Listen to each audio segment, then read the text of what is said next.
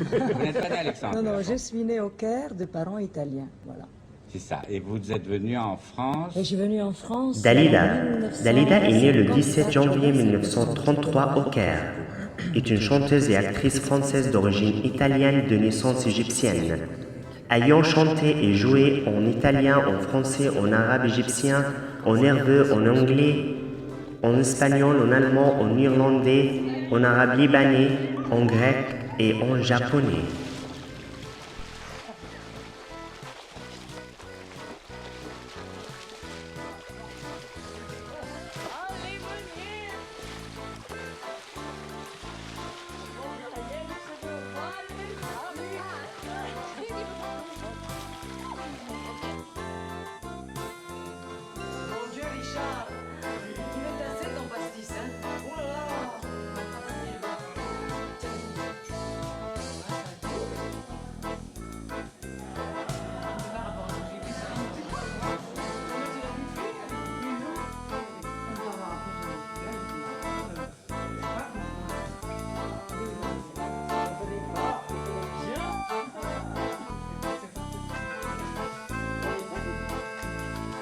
Les Italiens ont inventé ces mêmes affaires. Parce qu'il n'y a plus de limite avec eux dans le cinéma italien. C'est vrai. Ils vont jusqu'au bout, les metteurs en scène. C'est vrai.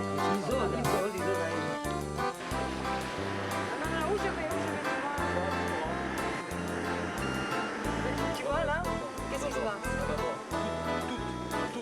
À bâbord, je ne sais pas ce que c'est, alors je voudrais le savoir. Ah bon, à bâbord, c'est gauche. Et à tribord, c'est droite alors. Tu vas mettre la barre à zéro, elle est à zéro. Là où il y a un. Voilà, je sais là. Dalida prépare sa rentrée. Elle passe en revue les chansons nouvelles, rêve ses gestes.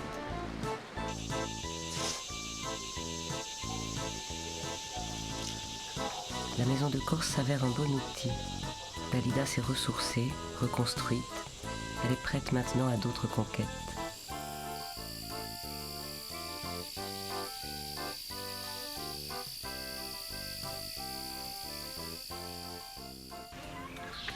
Le texte est premier désormais. Il commande le travail.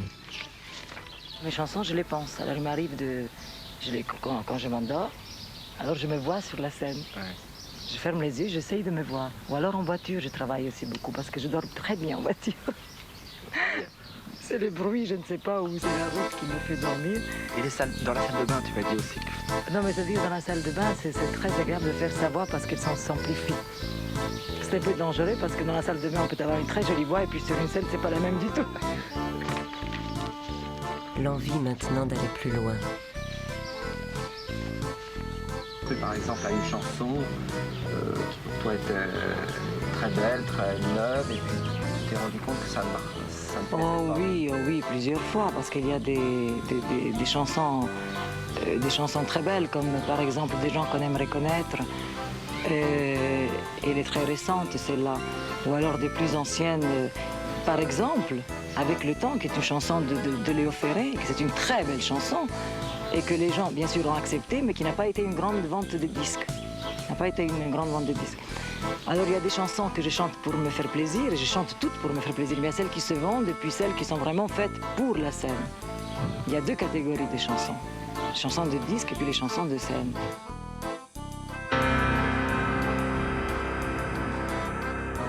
Deux répertoires opposés, une chanteuse double. Qui est la véritable Dalida? À l'entendre, une femme multiple, divisée, une mosaïque de personnages qui s'affrontent. Je suis un parlement, je ne sais pas. Il y a tellement d'êtres en moi que pour mettre en accord tous ces êtres, c'est très difficile. Donc il faut les accepter tous. Il ne faut pas de nouveau me créer un conflit, parce que ce conflit de Yolanda et Dalida, j'ai mis tellement longtemps à faire la synthèse entre la femme et l'artiste que mon cher Jocelyn, je ne peux pas que vous veniez me créer un conflit. Ce qui est merveilleux, c'est que je fais la paix avec Yolanda. C'est très bien, parce qu'à un moment de ma vie, c'était seulement Dalida. Et à un moment, la femme, il y avait un manque, il y avait quelque chose qui n'allait pas. Et il y a eu un conflit intérieur qui était très important et très grave. J'étais comme un kaléidoscope. Si on me touchait, je partais en mille morceaux. Il a fallu que je ramasse tout ça, que j'unifie tout ça. Pour moi, la liberté, la plus importante, c'est l'homme libre, mais l'homme libre à l'intérieur de lui-même.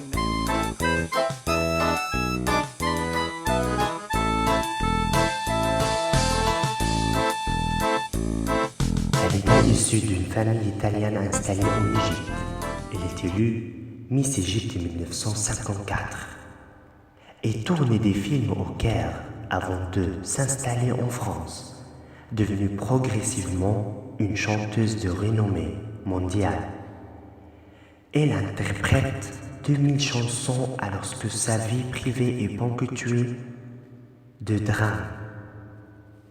Dalida tombe en dépression et se suicide à l'âge de 54 ans en 1987, quelques mois après avoir été l'actrice principale du film dramatique Le Sixième. Si on devrait dire qu'est-ce que c'est que le bonheur, je ne saurais pas. Mais en ce qui me concerne, je pense que c'est la paix intérieure et je crois que je suis arrivée. Pas tout à fait, mais presque. Je suis sur le chemin. Ça, pour moi, c'est très important.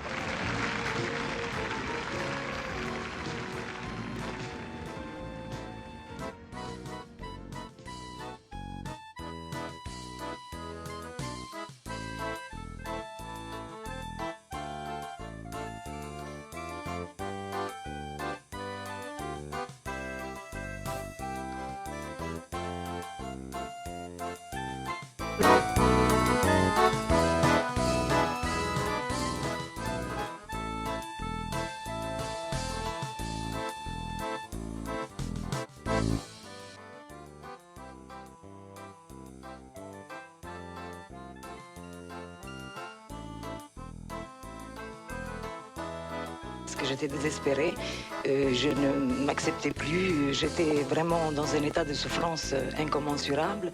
Et en ce qui me concerne, j'ai eu beaucoup de chance parce que je m'en suis sortie et cela m'a beaucoup enrichi après avoir fait une analyse de 2 ans, après avoir fait tout un voyage intérieur, la connaissance de soi, etc. Mais je ne conseille à personne de se suicider. Vous savez, c'est quelque chose de très grave. Il faut aimer la vie et il faut vivre.